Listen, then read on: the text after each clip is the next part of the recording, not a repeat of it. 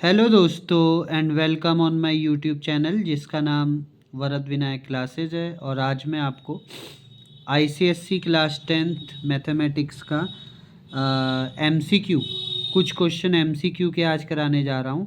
तो इन MCQ questions को करने से पहले आपको सबसे पहले सारे चैप्टर्स के बारे में इंफॉर्मेशन होनी चाहिए कि कौन से चैप्टर के क्या फॉर्मूले हैं। अब मैं आपको ये बता रहा हूँ कि एमसीक्यू कौन कौन से कैसे आप करेंगे, क्या इम्पोर्टेंट्स हैं। तो वो सारे क्वेश्चन जो एमसीक्यू के आपके बोर्ड के एग्ज़ाम में पूछे जा सकते हैं उनको मैं यहाँ पे बताने जा रहा हूँ। तो देखिए, पहला एमसीक्यू आपके स्क्रीन पर ये है कि if x belongs to n then the solution of the x less than equal to 3 is. तो अगर आपके पास x जो है एक वेरिएबल है, वो किसको बिलोंग कर रहा है, n को, नेचुरल नंबर को बिलोंग कर रहा है, तब आपको x लेस देन 3 का सॉल्यूशन आपको प्रोवाइड कराना है कि उसका सॉल्यूशन क्या होगा। और इसमें से आपको 4 ऑप्शन वो दे सकता है, जैसे 0 1 2, आपके पास 1 2 3, आपके पास 1 2, आपके पास 0 1 2 3। तो ये 4 ऑप्शन आपको यहाँ पर दिए गए हैं। ये सारे क्वेश्चन जितने भी मैंने आज यहाँ पर लिए हैं ये सब प्रीवियस ईयर्स में पूछे गए क्वेश्चन हैं जो कि एमसीक्यू में पूछे जा चुके हैं। तो इन्हीं के बेसिस पर मैं आपको कुछ एमसीक्यू भी बता रहा हूँ। तो ये सारे एमसीक्यू प्रीवियस ईयर्स के ही हैं। तो इनसे आप अपना आइडिया भी लगा सकते हैं कि आपका किस टाइप का आप क्वेश्चन आपके एग्ज़ाम में आएगा। ओके, तो देखिए क्वेश्चन में सबसे पहले आपके पास क्या है कि x less than equal to 3, x जो है वो 3 से छोटा है। तो जब x 3 से छोटा है तो इसका मतलब आपके पास क्या हो गया, x इज़ लेस देन 3। इसका मतलब आपके पास हो गई कि जितनी भी वैल्यू, और यहाँ पर एक वर्ड और दिया गया है, एंड आपको यहाँ पर दिया गया है कि x बिलोंग्स टू n, अब एक नेचुरल नंबर को बिलोंग करता है। तो नेचुरल नंबर का मीनिंग आपके पास क्या हो जाता है, 1 2 3 4 एंड अप टू इन्फिनिटी। ये आपके पास नेचुरल नंबर का मीनिंग होगा कि नेचुरल नंबर में 1 2 3 4 अप टू इन्फिनिटी, और यहाँ पर लेस देन है तो यानी कि 3 से छोटी वैल्यू आपको यहाँ पर यूज़ करनी है। तो मुझे ये बताओ 3 से छोटी, ये इसका मतलब 3 से छोटी या 3 के बराबर। तो 3 से छोटी या 3 के बराबर आपके पास कौन सी होगी, एक तो 3, एक 2 और एक 1। तो इसका आंसर आपके पास होना चाहिए 1 2 और 3। और जैसा कि आप सबको पता है कि 1 2 3 का यहाँ पर जो आपको ऑब्जेक्टिव में आंसर दिया गया है वो बी है। तो बी आपके पास राइट आंसर है, 1 2 3। तो यहाँ पर इस क्वेश्चन को आप सॉल्व करने के लिए ये यूज़ करेंगे।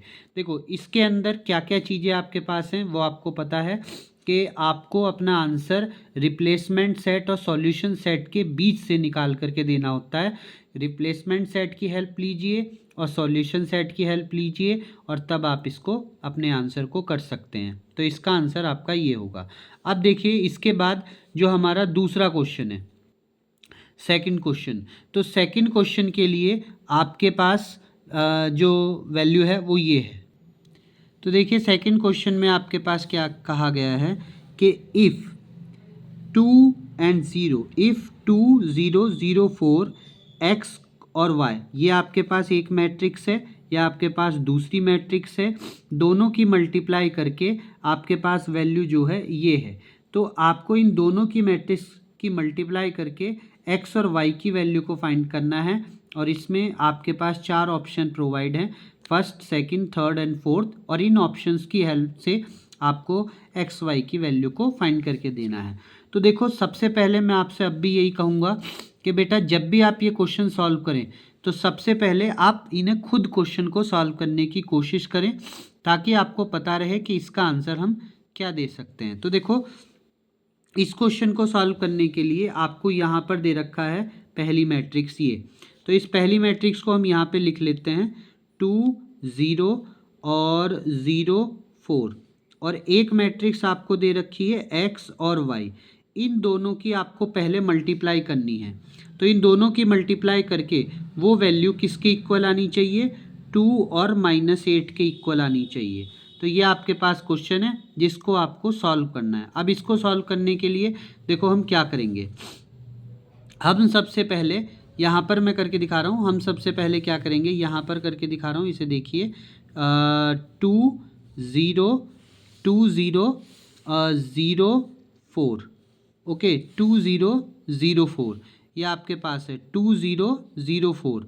देन आफ्टर आपके पास है x और y, ओके 2004 x और y, ये दोनों चीज़ें आपके पास है। इन दोनों की आप मल्टीप्लाई करेंगे तो मल्टीप्लाई देखिए कैसे करेंगे।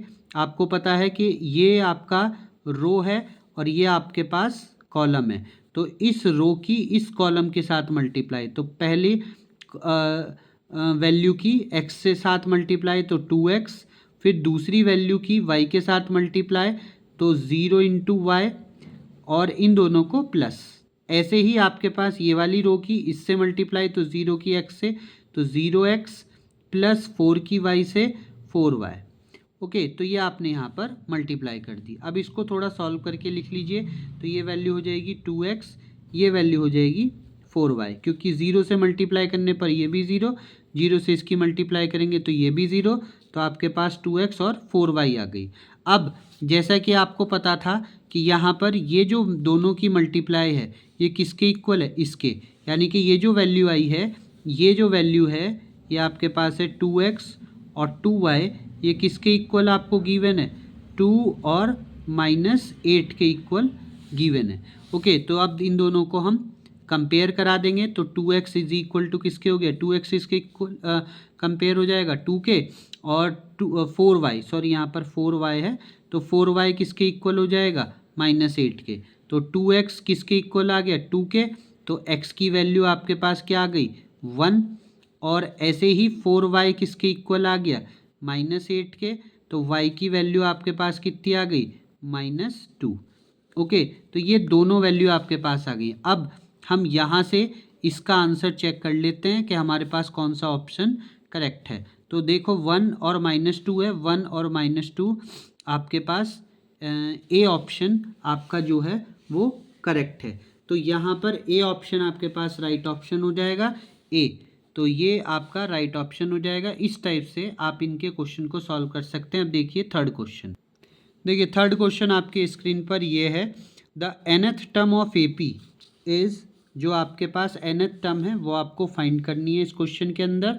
nth टर्म फाइंड करनी है, और आपके पास जो AP है वो है A 3A 5A डैश, और आपको ये 4 ऑप्शन प्रोवाइड हैं, इसमें से आपको करेक्ट ऑप्शन बताना है कि कौन सा ऑप्शन आपका करेक्ट होगा। तो क्वेश्चन का आंसर का आप कमेंट बॉक्स में भी दे सकते हैं कि क्या आपका आंसर होगा। अब देखो इस क्वेश्चन के सॉल्यूशन के लिए आपको सबसे पहले क्या करना होगा वो देखिए।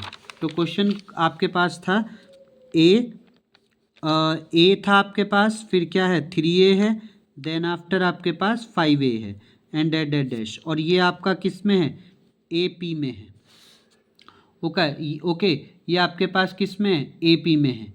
अब आपके पास ये पूरी सीरीज़ है, ये AP में है, तो इससे आपको क्या निकाल के दिखाना है, nth टर्म।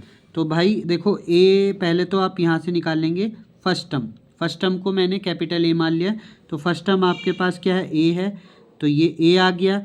फिर आपके पास डिफरेंस निकालना है, तो उसको मैं कैपिटल D मान लेता हूँ। कैपिटल D कैसे निकाल लेंगे, 3A - A करके, जिसका मतलब हो जाएगा 2A, तो कैपिटल D आपका 2A हो गया। आपको निकालना है nth टर्म, तो nth टर्म मतलब an, इसका फॉर्मूला होता है A + n-1 into capital D, तो A की वैल्यू हो गई आप पे A + n-1 into capital D मतलब 2A, ओके। तो A + 2A की n से मल्टीप्लाई करोगे तो 2AN - 2A। अब ये चीज़ देखो 2A में से A के आप सब्ट्रैक्ट करा दोगे तो 2AN - A।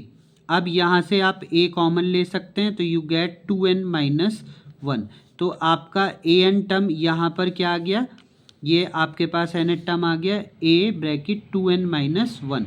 तो अब ऑप्शन में देखते हैं कि ये कौन सा आंसर इसका करेक्ट होगा। तो देखिए आपके पास जो करेक्ट आंसर आपको दिख रहा है यहाँ पर, वो आपके पास हो जाएगा B. Okay, B is the correct answer, 2n minus 1 into A, this is your correct answer. Now the next one.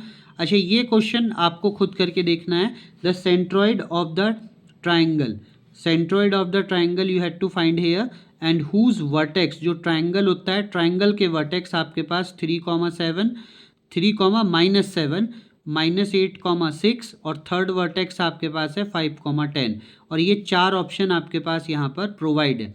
मैं आपको इस क्वेश्चन के लिए सिर्फ फॉर्मूला बता रहा हूँ कि कौन सा फॉर्मूला आप यूज़ करोगे इस क्वेश्चन के अंदर, और बाकी आप इसमें खुद करिए। तो देखिए यहाँ पर क्वेश्चन जो है वो आपके पास फॉर्मूला कौन सा लगेगा वो देखिए।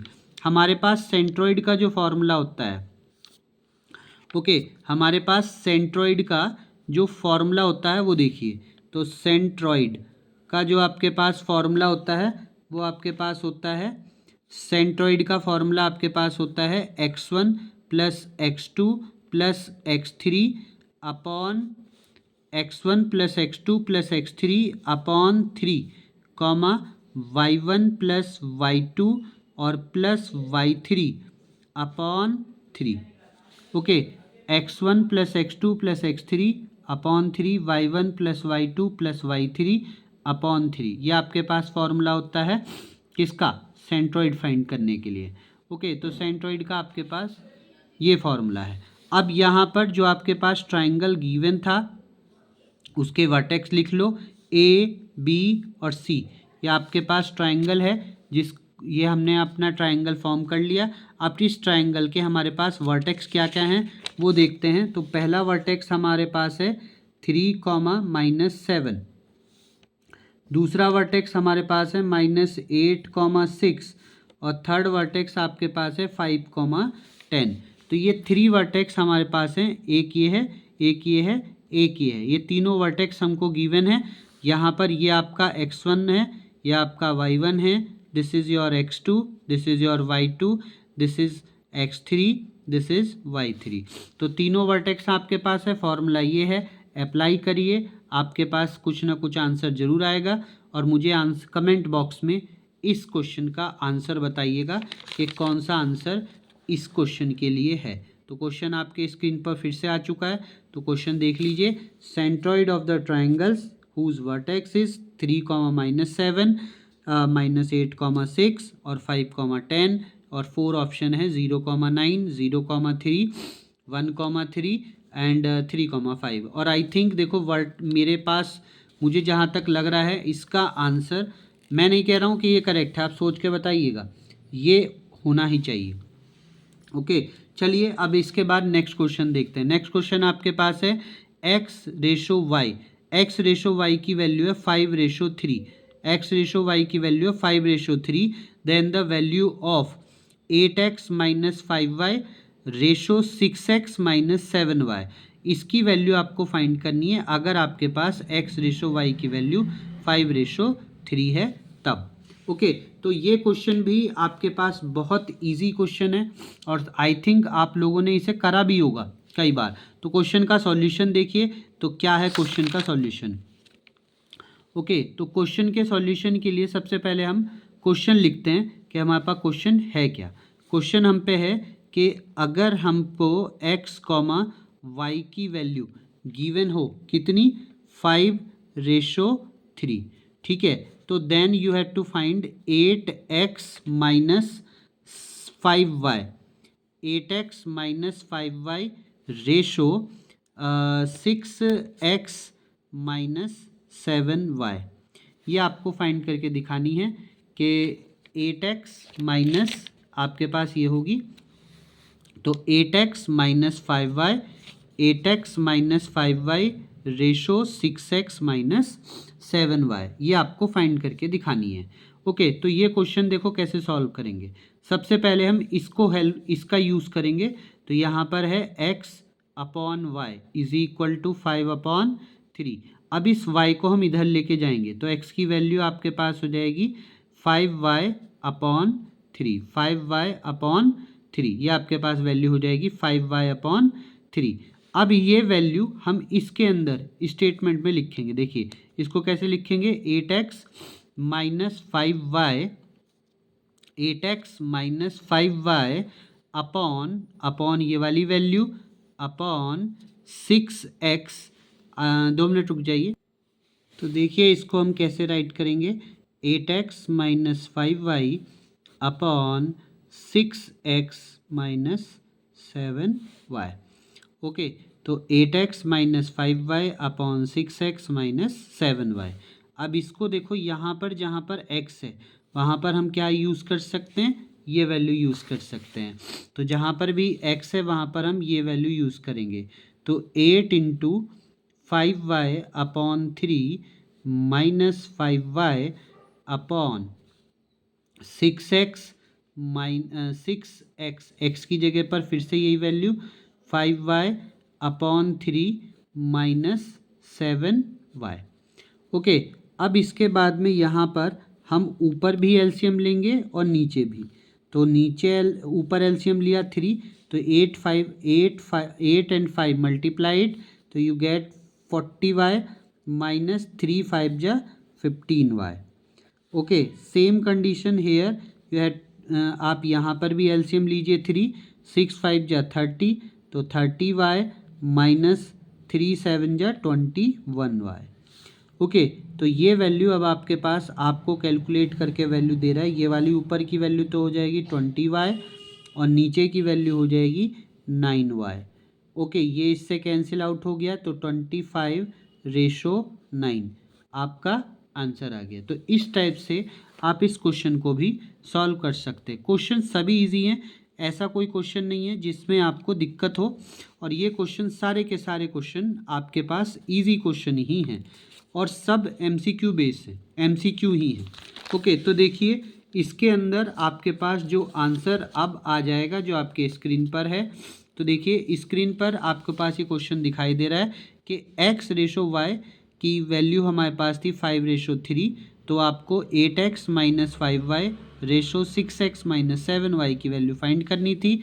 तब हमारे पास आंसर पीछे क्या आया था, 25:9। तो C answer is the right answer.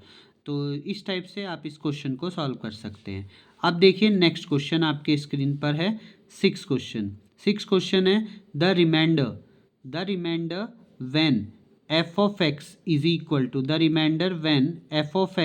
equal to x square minus 7x, x square minus 5x plus 7 is divisible by x minus 1।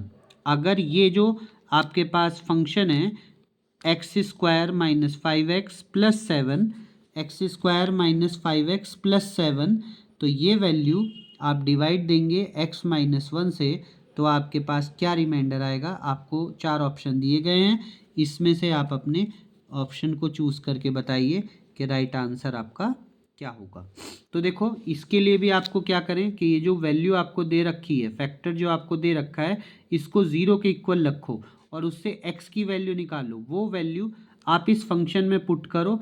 जो भी वैल्यू फंक्शन में पुट करने के बाद, x की वैल्यू इस फंक्शन में पुट करने के बाद जो भी वैल्यू आएगी वही आपका रिमाइंडर होगा, और ये रिमाइंडर थ्योरम बोलती है आपसे। तो देखिए इस क्वेश्चन को कैसे सॉल्व करेंगे। तो क्वेश्चन में आपके पास क्या था, x माइनस 1 था, इसको 0 के इक्वल लेट कर लीजिए। ओके, नेक्स्ट क्वेश्चन को सॉल्व करने के लिए तो 0 के इक्वल रखेंगे, तो x की वैल्यू आपके पास हो जाएगी 1। नाउ आपको पता है कि f ऑफ x की वैल्यू आपको गिवन थी x square minus 5x plus 7। Okay, तो इसके अंदर रिमाइंडर थ्योरम के बेस पर हम लिख सकते हैं कि x की वैल्यू हमारे पास 1 है, जो कि इसके अंदर पुट कर दो। तो करिए, तो देखो f of 1 is equal to 1 की पावर 2 माइनस 5 इंटू 1 और प्लस 7, तो ये वैल्यू हो जाएगी 1 माइनस 5 प्लस 7, और 7 में से 5, तो दैट विल बी 2, 2 प्लस 1 3, तो आपके पास आंसर आ गया 3।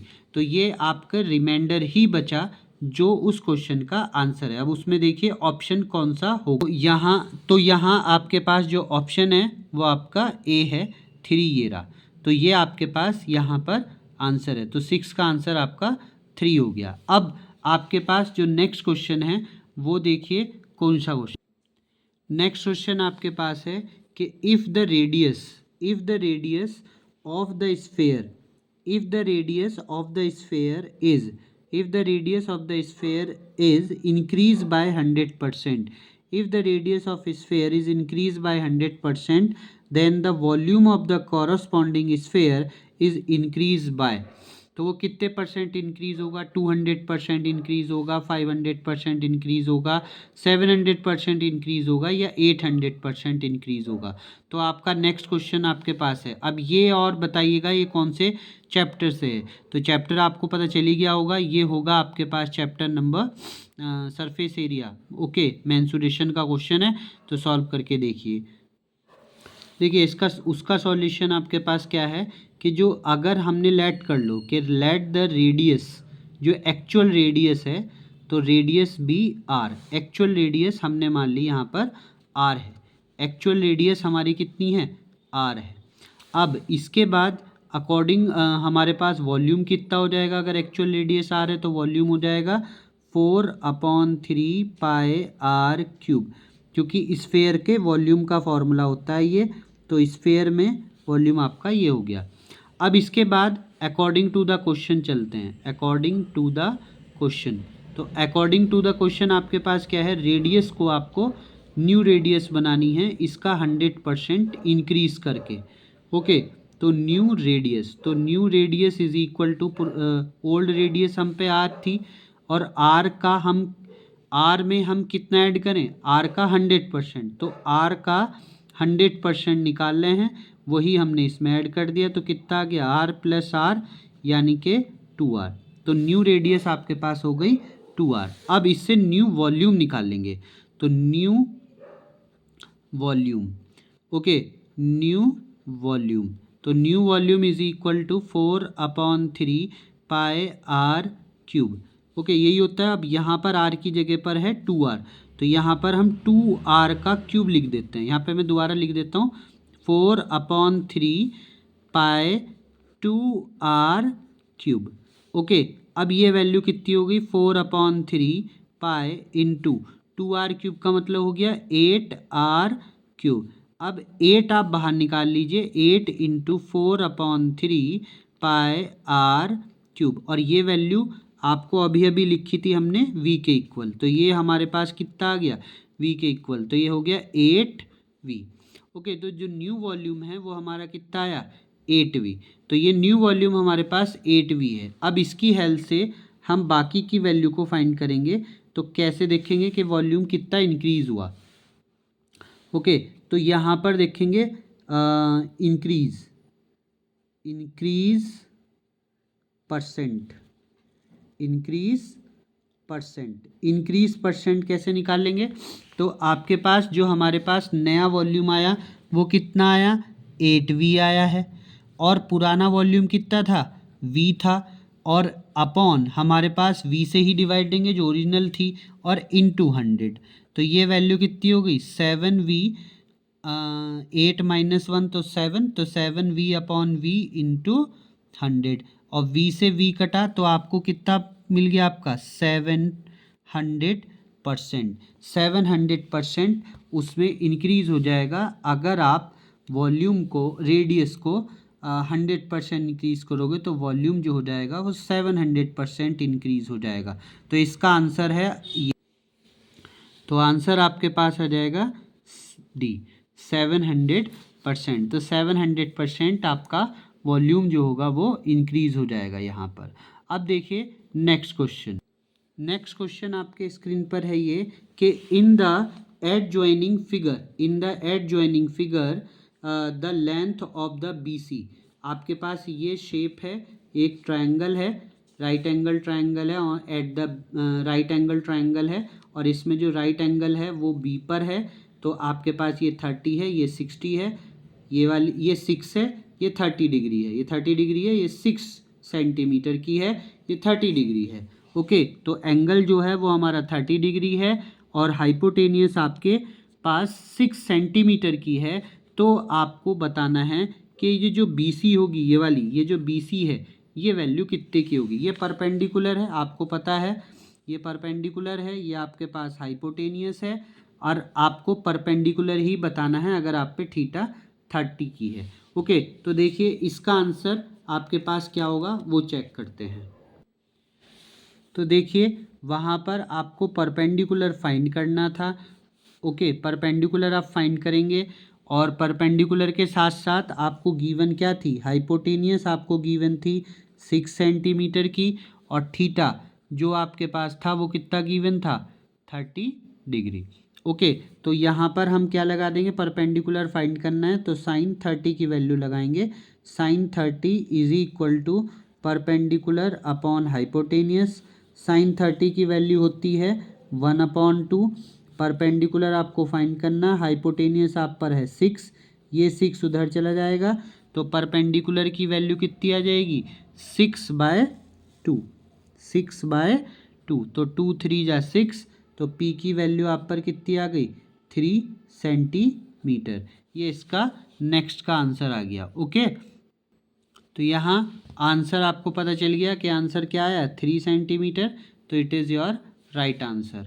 ओके, अब देखो नेक्स्ट क्वेश्चन आपके पास है कि अगर a/b की वैल्यू 3/2 है, अगर a/b की वैल्यू 3/2 है तो a + b का होल स्क्वायर और रेशो a - b का होल स्क्वायर कितना होगा, तो इनका भी रेशो आपको फाइंड करना है। ये क्वेश्चन आपको होमवर्क है, आप अपने आप करके देखिए कि इसका आंसर आपके पास क्या आएगा। ये क्वेश्चन आपके प्रीवियस 5th क्वेश्चन जो अभी बताया था वैसा ही क्वेश्चन है, ऐसा ही क्वेश्चन सेम है। और जहाँ तक है इसका आंसर मेरे अकॉर्डिंग इन्हीं दो में से कोई सा एक होगा, या तो ये होगा, जनरली 25/1 के आसपास इसका आंसर आना चाहिए। ओके, अब देखिए नेक्स्ट क्वेश्चन आपके पास है 10th question.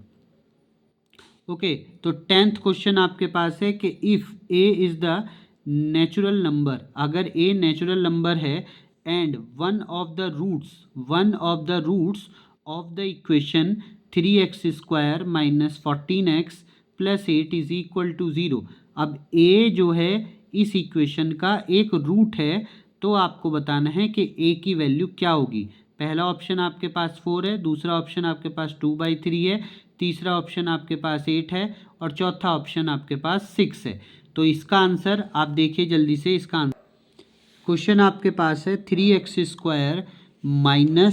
14x + 8 is equal to 0, और उसमें जो एक रूट है वो a है और उसकी वैल्यू n को बिलोंग करती है, नेचुरल नंबर को। तो देखिए इस क्वेश्चन को हम कैसे सॉल्व करेंगे।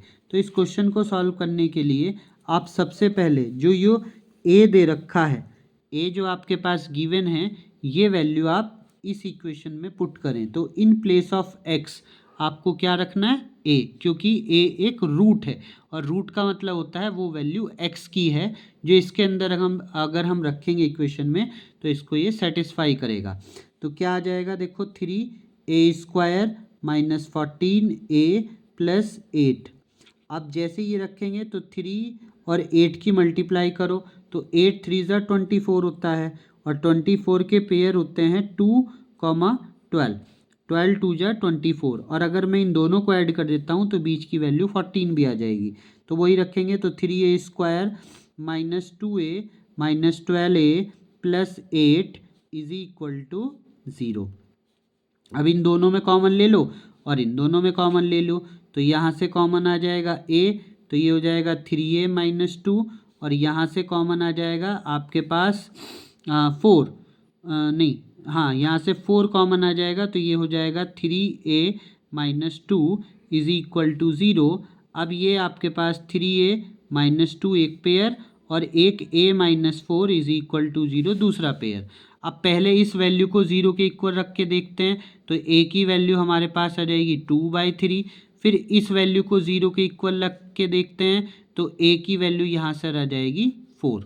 ओके, यहाँ पर a की वैल्यू फिर 2/3 और a की वैल्यू 4। अब ये जो वैल्यू है it is not belongs to a natural number, it is not belongs to a natural number, और ये जो वैल्यू है 4 ये बिलोंग करती है नेचुरल नंबर को, इसलिए इसका आंसर 4th होगा। तो देखिए उसके अंदर आंसर हमारे पास, तो इसमें आपके पास जो आंसर आ जाएगा A is A natural number and one of the root of this, तो इसमें आ जाएगा option number A, that will be 4 is the right answer. तो इस टाइप से आप इस क्वेश्चन को सॉल्व कर सकते हैं। ओके, अब देखिए इसके बाद नेक्स्ट क्वेश्चन आपके स्क्रीन पर ये है कि if A is a right angle triangle, अगर ए जो है एक ए बी सी डी, एक ए बी सी जो है, ये ए बी सी जो है ये एक राइट एंगल ट्रायंगल है जिसमें सी पर राइट एंगल है। मतलब ए बी सी एक राइट एंगल ट्रायंगल है जिसमें सी पर राइट एंगल है, तो आपको वैल्यू बतानी है कॉस ए प्लस बी की। अब इस क्वेश्चन को देखो सॉल्व हम कैसे करेंगे। आपको इतना पता है कि अगर आप थोड़ा सा जानते हैं तो आपको ये पता होगा सम ऑफ ऑल एंगल, जैसे angle A plus angle B plus angle C की वैल्यू कितनी होती है, 180 होती है, जिसमें से सी जो है वो किसके इक्वल है, 90 के इक्वल है। आपको अभी बताया कि सी जो है वो राइट एंगल है, तो सीधी सी बात है angle A plus angle B plus 90 is equal to कितना हो जाएगा, 180। अब इससे यहाँ पर आप एक चीज़ निकाल सकते हैं कि angle A plus angle B की वैल्यू आपके पास कितनी आ जाएगी। तो angle A plus angle B की value, angle A plus angle B की वैल्यू आप पर कितनी हो जाएगी, 90 हो जाएगी। Okay, angle A plus angle B की वैल्यू आप पर कितनी हो जाएगी, 90 हो जाएगी। तो जब ये 90 हो गई आपके पास, तो मुझे ये बताओ cos A plus B that's mean cos 90, cos 90 की वैल्यू कितनी होती है, 0। तो इसका मतलब आपका आंसर ए ठीक है। तो कॉस 0 की वैल्यू, वो कॉस 90 की वैल्यू क्या होती है, 0 होती है। This is your final answer. Okay, next question आपके पास है, आपको पता चल गया होगा किस चैप्टर से है। देखिए सचिन जो है buys 1120 share at the rupees of 52 per share, मतलब 52 पर रुपीज़ पर शेयर के हिसाब से वो 1120 शेयर को बाय करता है। तो गेट डिविडेंट ऑफ 1456 उसका डिविडेंट है रुपीज़ में। तो then after return of the rate of the return आपको बताना है, रेट ऑफ द रिटर्न यहाँ पर क्या होगा। तो क्वेश्चन आपके पास है, तो चेक करो इस क्वेश्चन का आंसर आपको क्या होगा। ओके, देखिए क्वेश्चन में आपको गिवन है नंबर ऑफ शेयर है 1120। Okay, and cost of one share is 52 rupees. Cost of one share आपके पास है 52 रुपीज़, और आपके पास डिविडेंड जो है वो 1456 रुपीज़ है। तो आपको रिटर्न बताना है, रेट ऑफ रिटर्न आपके पास कितना होगा।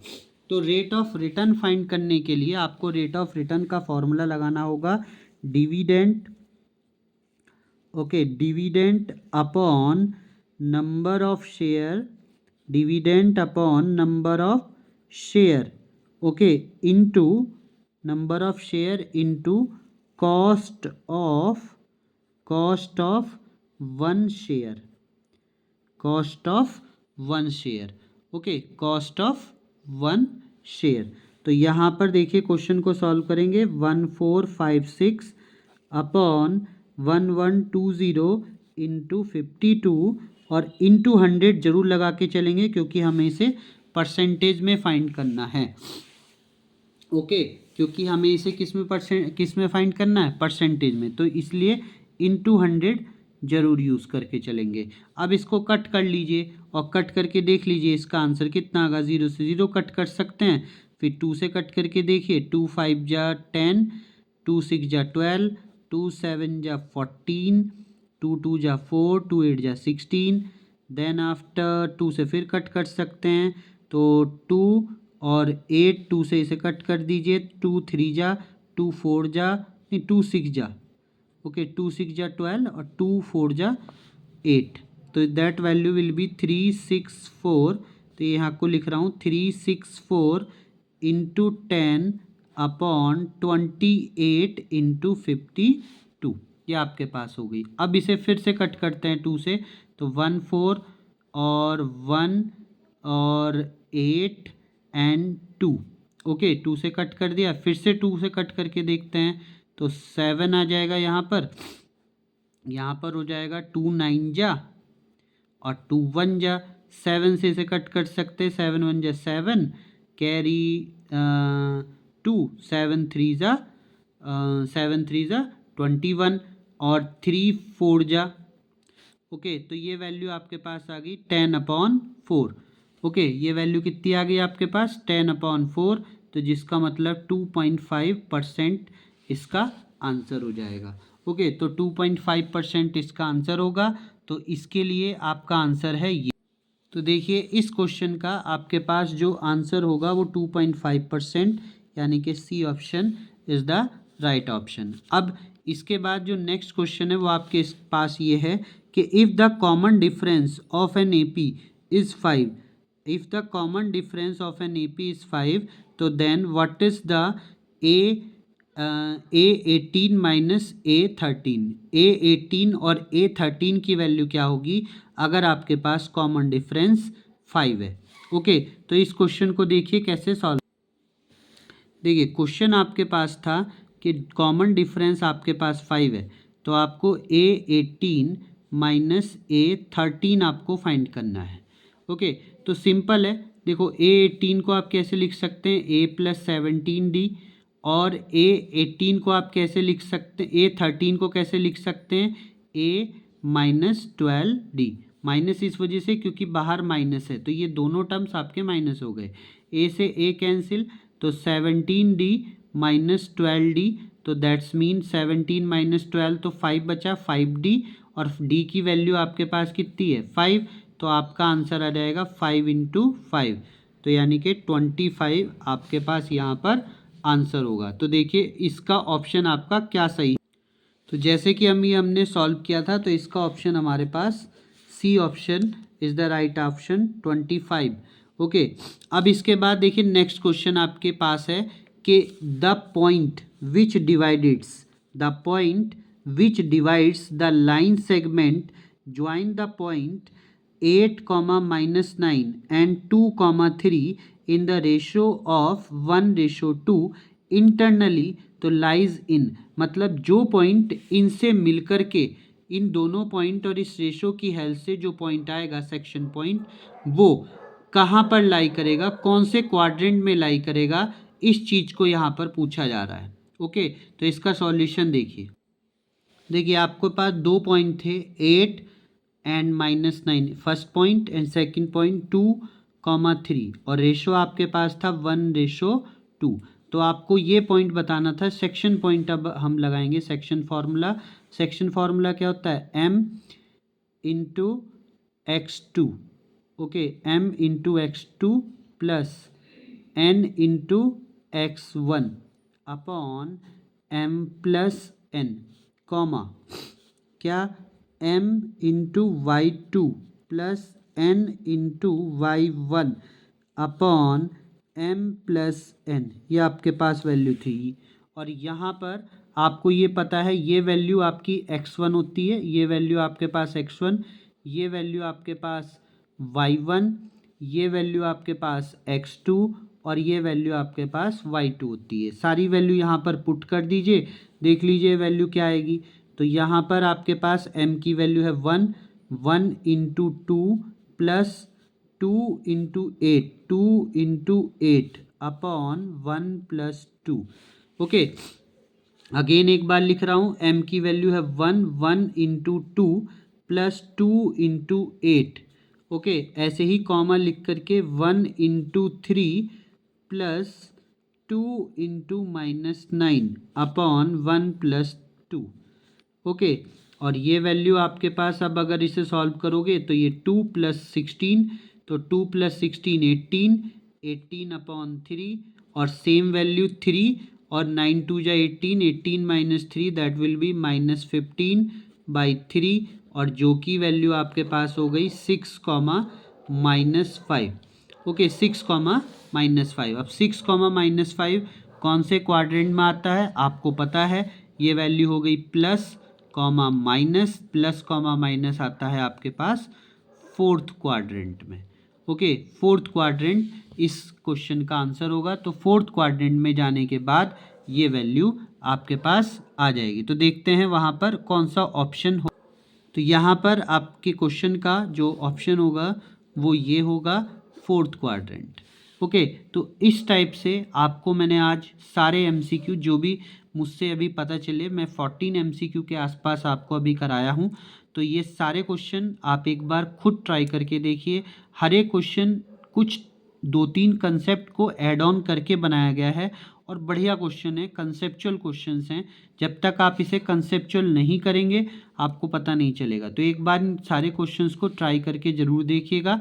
और अगर आपको मेरी वीडियो पसंद आई है तो इसे लाइक, सब्सक्राइब, चैनल को सब्सक्राइब जरूर करें, वीडियो को लाइक करें और ज़्यादा से ज़्यादा शेयर करें, ताकि आपको और बच्चों को भी एमसीक्यू, और मैं तो इस पे सारे ही चैप्टर्स के एमसीक्यू एक साथ मर्ज करके सारे क्वेश्चन जो अच्छे अच्छे क्वेश्चन आपके प्रीवियस ईयर्स में आए हैं, बोर्ड में जो आए हैं, वो सब करा रहा हूँ। कभी मैं एमसीक्यू की वीडियो बताता हूँ, कभी मैं एमसीक्यू की वीडियो बना लेता हूँ, तो वो भी आपको पता चल जाता है। तो मैं सारे क्वेश्चंस की वीडियो बना रहा हूँ, एमसीक्यू की भी।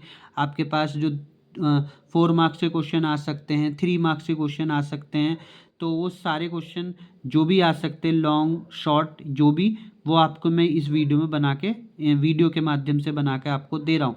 तो क्वेश्चन सभी अच्छे हैं, सारे प्रीवियस ईयर्स के क्वेश्चंस हैं, तो एक बार ज़रूर करिएगा। और अगर वीडियो पसंद आए तो अगेन मैं आपसे एक बात कह रहा हूँ, वीडियो को लाइक और चैनल को सब्सक्राइब जरूर करिए।